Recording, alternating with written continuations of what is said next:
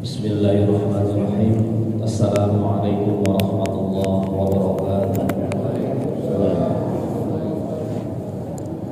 Alhamdulillahirabbil alamin.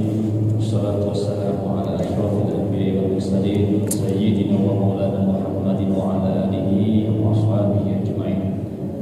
Qala rabbi shrah li sadri wa yassir li amri wa hlul 'uqdatam min lisani yafqahu qawli. Bapak-bapak, ibu-ibu hadirin jamaah sholat subuh Masjid Agung Al-Bari, wabil khusus pengurus masjid yang dimana Allah Subhanahu wa Ta'ala. Alhamdulillahirabbil alamin. Bersyukur kepada Allah Subhanahu wa Ta'ala atas limpahan rahmatnya kepada kita semua sehingga di pagi hari di bulan Ramadan ini kita masih diberikan kenikmatan berupa nikmat sehat, jasmani maupun rohani. Shalawat dan salam kita limpahkan kepada Rasulullah sallallahu alaihi wasallam, khatamul anbiya, Nabi besar Muhammad sallallahu alaihi wasallam. Bi qoulihi Allahumma shalli wa sallim ala sayyidina Muhammad wa ala ali sayyidina Muhammad. Mudah-mudahan lantaran shalawat yang senantiasa kita bacakan mendapatkan syafaat pada yaumul qiyamah. Amin ya rabbal alamin. Bapak Ibu hadirin kaum muslimin jamaah salat jamaah salat subuh yang jamaah Allah Subhanahu wa Ta'ala. Karena ada sama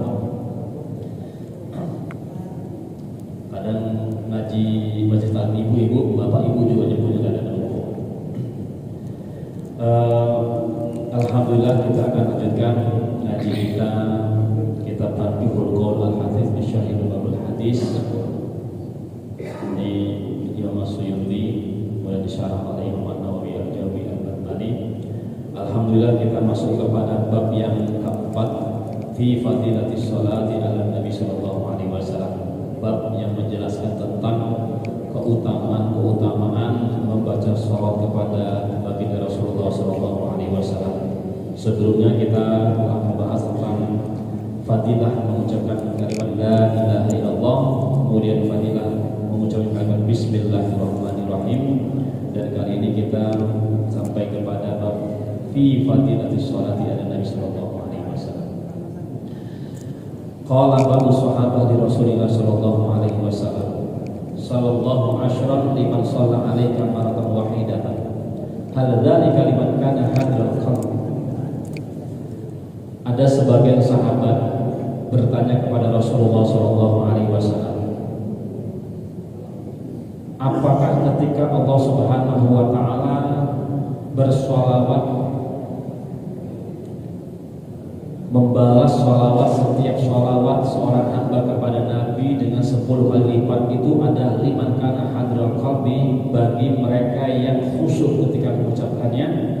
Qala, kemudian Rasulullah sallallahu alaihi wasallam menjawab, la bal likulli musallin alayya ghafil wa yu'tihillahi amsal jabal. Tidak, bahkan setiap ketika orang yang membaca sholawat alayya ghafilin, Allah akan memberikan balasan berupa 10 kali lipat kebaikan atau sholawat. Itu bukan hanya kepada orang yang khusyuk ketika melafalkan sholawat, bal likulli musallin alayya ghafilin, yaitu itu hanya kepada orang yang ghafil, yang tidak khusyuk ketika membaca sholawat. Nah, kalau misalkan yang tidak khusyuk baca sholawat baik, itu kemudian Allah Subhanahu wa Ta'ala memberi 10 kali sholawat, maka apa yang dikatakan oleh Nabi ketika yang membaca sholawat itu dalam keadaan khusyuk hadirul qalbi. Wal malaikatu tad'ulahu wastaghfir lahu, wa amma idza kana hadirul qalbi waqta sholati alayya fala ya'lam qadra dzalika illallah. Nah, kemudian orang yang membaca sholawat tanpa kehadiran hatinya, maksudnya khusyuk, itu malaikat selain Allah Subhanahu wa Ta'ala memberi balasan 10 kali lipat, wal malaikatu tad'ulahu wastaghfir lahu, malaikat itu, para malaikat mendoakannya sekaligus meminta atau memohonkan ampun kepada orang yang membaca sholawat. Wa amma idza kana hadir qalbi. Nah, seandainya wong yang membaca sholawat tadi dengan hadir qalb, dengan khusyuknya, dengan sampai lantur fokus, fala ya'lam qadra dzalika illallah, maka tidak akan dapat diketahui berapa banyak Allah Subhanahu wa taala akan memberi ganjarannya. Qala Nabi sallallahu alaihi wasallam, man shalla alayya wahidatan sallallahu alaihi asyran. Nah, ini makna, ini lafaz hadisnya. Barang siapa yang bersalawat kepadaku satu kali saja, maka sallallahu alaihi asyran, maka kemudian Allah Subhanahu wa taala memberikan balasan salawat kepadanya dengan 10 kali lipat. Rawahu Muslim wa Abu Dawud wa Nasa'i wa Ibnu Hibban an Abi Hurairah radhiyallahu anhu.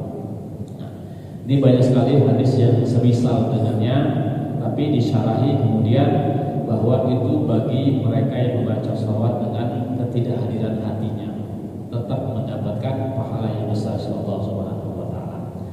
Nah, maka Bapak Ibu sekalian, salawat kita langgengkan, kita bacakan sebagaimana itu adalah bagian daripada ibadah lisaniyah. Sallallahu ala Muhammad sallallahu alaihi wasallam sallallahu ala Muhammad.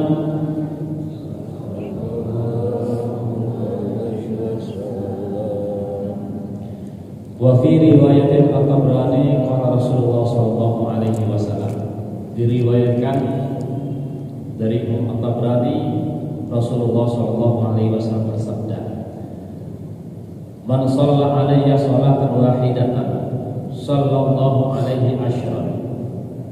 Barang siapa yang bersalawat kepadaku, kata Nabi, maka Allah Subhanahu wa taala akan memberikan 10 kali lipat. Wa man shalla alayya asyran sallallahu alaihi mi'atan.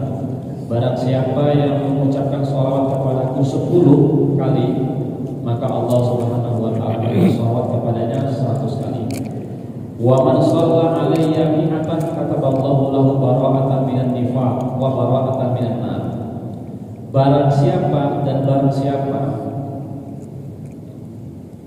maupun muslimin ataupun muslimat, laki-laki ataupun perempuan, ketika membaca sholawat 100 kali, maka Allah Subhanahu wa taala akan mencatatnya bara'atan minan nifaq, terbebas dari yang namanya sifat munafik, wa bara'atan minan nar, dan terbebas dari api neraka. Wa askanahu yaumal qiyamah ma'asyuhada, dan Allah Subhanahu wa taala akan menempatkannya pada hari kelak nanti yaumul qiyamah ma'asyuhada, bersama para syuhada. Apa itu syuhada? Orang-orang syahid. Rawa an Abi Hurairah annahu qala, ruwiya an Abi Hurairah annahu qala, diriwayatkan dari sahabat Abu Hurairah bahwasanya Rasulullah sallallahu alaihi wasallam bersabda, as-salatu 'alan nabi sallallahu alaihi wasallam hiya tariqu ilal jannah. Barang siapa yang bersalawat kepada Nabi atau salawat kepada Nabi, itu adalah jalan menuju surga. Kalimatnya simpel, Allahumma sholli ala Muhammad, atau sebagaimana shalawat Jibril sallallahu ala Muhammad sallallahu alaihi wasallam, atau mau diperpanjang boleh, dengan lagu-lagu juga boleh. Dan dari Abu Hurairah mengatakan salah satu kunci surga, salah satu jalan menuju surga itu adalah dengan membaca sholawat. Ini tentunya di luar daripada sholat atau membaca sholawat ketika sholat. Maka ibu sekalian, sebelum memulai sesuatu, sebagaimana fadilah basmalah, jangan cukup berhenti kita menyebut Allahumma sholli ala Muhammad. Ba'da ta'awuz, a'udzubillahi minasyaitonir rajim, tambahkan bismillahirrahmanirrahim, kemudian Allahumma sholli ala sayyidina Muhammad. Atau sekalian mau yang dipanjang lagi, sekalian tasbihnya. Subhanallah walhamdulillah wa la ilaha illallah wallahu akbar la haula wa la quwwata illa billahil aliyyil azim. Bismillahirrahmanirrahim. Allahumma shalli ala Muhammad wa ala ali sayyidina Muhammad.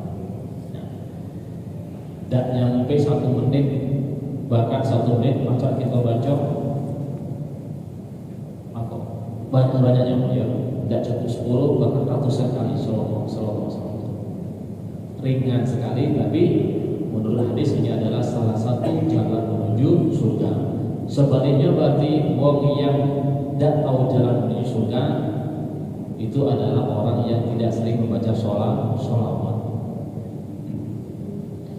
Wa qala sallallahu alaihi wasallam, inna awlan nasi bi yaumil qiyamah aktsaruhum alayya shalah. Sesungguhnya manusia yang paling utama pada hari kiamat nanti, yaitu aktsaruhum alayya shalah, yaitu manusia yang paling banyak sholawatnya kepada Nabi. Ay aqrabuhum minni fil qiyamah, yaitu di antara sekian banyak manusia, siapa di antara mereka yang paling dekat denganku di hari kelak nanti, yaitu mereka yang membaca sholawat. Li'anna kasratus sholati alaihi, karena sesungguhnya dengan banyak-banyak membaca sholawat, tadullu ala sidqil mahabbah wa kamalil waslah, fatakunu manazalahum fil akhirati minhu bihasbi tafawuti fid dzalik. Karena hamba manusia yang banyak membaca sholawat itu menunjukkan sidqil mahabbah, bukti daripada cinta kepada Nabi. Kita dem sholat di kantor kadang sering membicarakan sesuatu. Apa lokal kita? Habis ini kita ada proyek, habis ini kita ada gawian ini. Yang kita bicarakan duit, yang kita bicarakan dunia, yang kita bicarakan masalah umat. Kenapa? Karena kita cinta kepada dunia. Makanya pepatah Arab itu mengatakan yang wong itu yang paling banyak disebut itulah yang dicintainya. Ya, banyak kisah-kisah seorang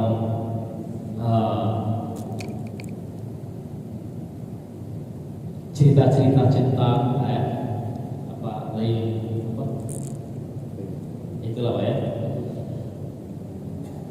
Ketika disebut nama seseorang itu bukti bahwa dia cinta. Ya. Ibu-ibu dulu sering disebut oleh suaminya, insya Allah ya. Kalau salah nyebut berarti yang dulunya. Kita juga para suami kadang doa nyebut anak kita, nyebut istri kita, maksudnya mendoakan istri kita, mendoakan anak kita, karena kita cinta kepada mereka. Allah maghfirli wali walidayya, kita doakan kedua orang tua kita, kenapa? Karena kita cinta kepada mereka. Ya Allah, anak aku yang ada di Jawa, yang ada di luar negeri, yang lagi mencari rezeki, yang lagi menuntut ilmu, semoga Engkau lindunginya dari mara bahaya ya Allah. Kita cinta kepada mereka. Anak kita yang lagi mondok, yang lagi kuliah di luar pulau, semoga banyaknya berita-berita yang tidak baik di sana. Itu anak kami adalah di antara yang Kau selamatkan dari kezaliman, dari musibah. Nah, karena itu juga bukti kalau kita cinta kepada Nabi itu adalah dengan banyak-banyak menyebut Rasulullah SAW. Tadullu ala sidqil mahabbah, itu menunjukkan bukti cinta kita kepada baginda Muhammad SAW. Kemudian selain bukti, fatakun manazalahu fil akhirah minhu bihasbi tafawuti min dzalik. Sekian ratusan juta, miliar umat manusia yang berkumpul itu Rasulullah Shallallahu Alaihi Wasallam yang paling dekat dengan mereka yaitu adalah bihasbi tafa'udihim fi shalah, yaitu siapa di antara umat yang paling banyak. Si Agus baca sholat selama hidup di muka bumi 100 juta kali, ternyata diakumulasi. Si Ahmad kemudian miliaran juta kali, yang tidak terhitung. Nah, ini akan dilihat bihasbi tafa'udihim, dihitung berdasarkan perbedaan mereka siapa yang paling banyak. Nah, tentu yang paling banyak adalah mereka yang paling dekat kepada Rasulullah. Satu kali membaca sholawat baik akan diberikan 10 kali lipat. Itu bukan bagi mereka yang khusyuk yang dalam, tapi sekedar sallallahu alaihi Muhammad sallallahu alaihi wasallam. Ya. Tapi sebaliknya disampaikan tadi, yang khusyuk itu hanya Allah yang Maha tahu. Ya. Fala ya'lam qadra dzalik illallah. Maka tidak dapat diketahui, tidak bisa dihitung berapa banyak Allah Subhanahu wa taala akan hisabnya. Wa an Abdul Aziz bin Suhaib an Anas bin Malik qala kuntu waqifan baina yaday Rasulullah sallallahu alaihi wasallam qala man shalla alayya fi kulli jum'atin 80 marrah. Barang siapa yang bersalawat kepadaku di setiap Jumat 80 kali. Ini kalau dalam teks-teks Arab misalkan, karena utlahnya liburnya mereka itu adalah di Jumat ya. Sama ketika kita barang siapa yang menyebut setiap minggu. Nah, makna setiap minggu itu bisa jadi dua macam. Bisa hanya hari Jumat saja, hanya hari Minggu saja, bisa jadi satu minggu. Ini barang siapa yang bersolawat kepada fi kulli jumu'atin, setiap Jumat atau satu Jumat, thamanina marrat 80 kali, ghafarallahu ta'ala lahu dzunuba 80 sanah. Maka Allah Subhanahu wa taala akan memberikan ampunan thamanina sanah selama 80 tahun. Selama 80 tahun, kalau hidup kita 80 tahun, syukur-syukur panjang umur kita, banyak melakukan dosa, maksiat, ya, baik sengaja maupun tidak sengaja, maka dengan lantaran membaca sholawat tadi, maka Allah Subhanahu wa taala mengampunkan dosa-dosanya. Qultu ya Rasulullah, kaifa as-salatu alaihi? Maka Abdul Aziz ini, ya, kemudian Anas bin Malik ini berkata, wahai Nabi, kaifa as-salatu alaihi? Bagaimana cara salat kepadamu? Qala sallallahu alaihi wasallam, taqul Allahumma shalli ala Muhammadin abdika wa rasulika an-nabiyil ummi wa ta'qidu wahidatan. Ketika sahabat Anas bertanya, wahai Nabi, bagaimana cara salat kepada engkau ini?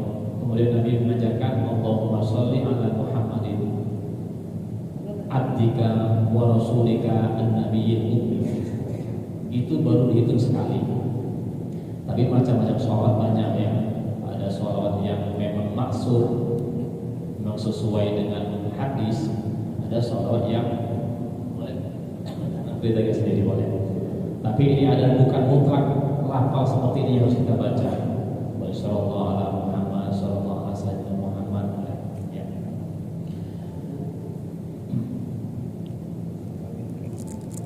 Wa qala sallallahu alaihi wasallam, ma min du'ain illa bainahu wa bainas sama'i hijabun hatta yusalla alayya fa idza sulliya alayya in kharaqa dzalika hijabu wa rufi'at du'a.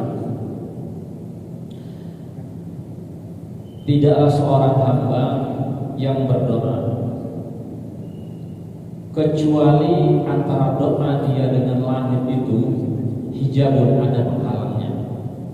Hatta yusalla alayya, sehingga mereka seorang hamba tadi yang berdoa tadi membaca shalawat kepada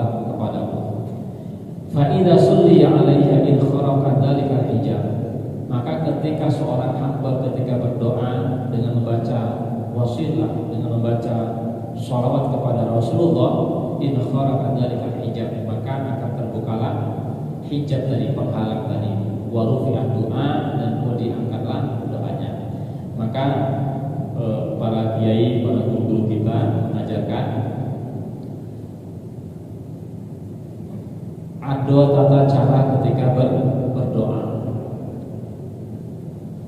Ada pendahuluannya, sebagaimana pendahuluan kita nak minta mobil, nak minta proyek, nak minta uang jajan uang tua kita, ada basa-basinya dulu. Tidak langsung baik, ada etikanya. Nah, karena berdoa yang langsung meskipun Allah Subhanahu wa taala mendengar, pokoknya doa setiap hamba itu pasti Allah dengar. Tapi apakah langsung diijabah? Maka disebutkan misalkan orang dari di antara kita tuh berdoa, maka ada jawaban. Yang pertama bisa jadi ketika doa itu langsung diijabah, langsung. Yang kedua ada diakhirkan sebagai balasan pahala di hari kelak nanti. Maka Bapak Ibu sekalian yang berdoa, yang setiap kali sholat, pada sholat atau di luar daripada sholat, berdoa untuk diri sendiri maupun orang lain, kok belum secara kasat mata belum dikabulkan, itu bisa jadi akumulasi nanti akan kita ambil di hari kelak nanti. Kenapa? Kefokusan kita, kepercayaan kita, iman kita kepada Allah Subhanahu wa taala. Nah, dan yang ketiga ini adalah yang terpenting. Dikatakan penting karena apa? Doa yang kita panjatkan sesuai dengan hajat kita, kebutuhan kita. Tapi Allah Subhanahu wa taala tidak menilai demikian. Kita minta yang demikian sesuai hajat kita, Allah kabulkan, bukan sesuai kehendak kalian, tapi kehendak Allah Subhanahu wa taala. Dan ini jarang kita sadari. Misalkan kita berdoa, ya Allah, berikanlah hamba rezeki yang luas. Dengan rezeki tadi dalam hati harapan, wow, pacak naik mobil, aku pacak juga naik mobil. Dengan uang tadi, rezeki yang banyak tadi, anak kita pacak mondok di luar, tidak cukup di Dubai, anak aku juga pacak. Ini doa kita misalkan, ya. Tetapi Allah tidak mengijab demikian dengan kecukupan saja, dengan harta yang cukup. Lalu bahasanya Allah di mana? Allah memberikan jalan yang lain, menjadikan anak kita yang baik. Kenapa? Bisa jadi ketika Allah kabulkan doa sesuai keinginan ibu-ibu sekalian, diberikan rezeki yang luas, belum tentu anak menjadi baik. Itu pengalihannya. Maka doa kita boleh berdoa kepada Allah sesuai hajat kita, tapi Allah yang menentukan seperti apa yang Allah berikan, karena Allah lebih mengetahui hajat kekuatan daripada manusia. Begitu juga misalkan ketika kita berdoa, ya Allah, berikanlah suami hamba ini rezeki yang banyak, gampang mencari rezeki, ya. Pokoknya kalau kita minta nanti yakinnya adalah yang luar biasa.